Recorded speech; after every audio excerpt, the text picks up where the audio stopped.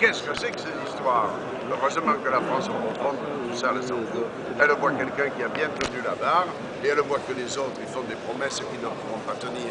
Il y a 62 000 types dans l'éducation nationale, surtout dans l'éducation nationale, avec les échecs que nous avons dans l'éducation nationale. Mais excusez-moi, il faudra sans doute revoir tout ça. Alors c'est quoi la dispo?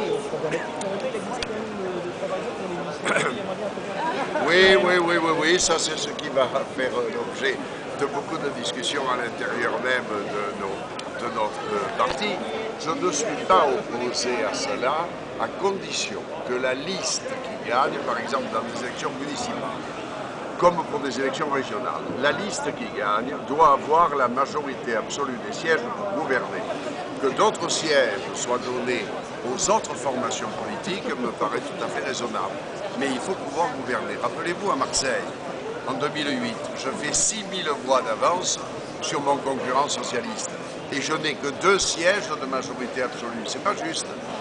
Voyez-vous? Et donc, je crois qu'il faut que la liste qui gagne ait la majorité absolue pour gouverner.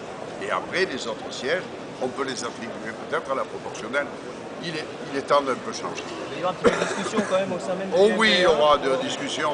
L'UMP est très accroché au scrutin, surtout législatif, majoritaire, uninominal à 2 tours, et pas d'introduction de doses de proportionnelle. D'ailleurs, il faudra savoir si le Conseil constitutionnel, par exemple pour des élections législatives, trouvait cela normal. Je ne le crois pas.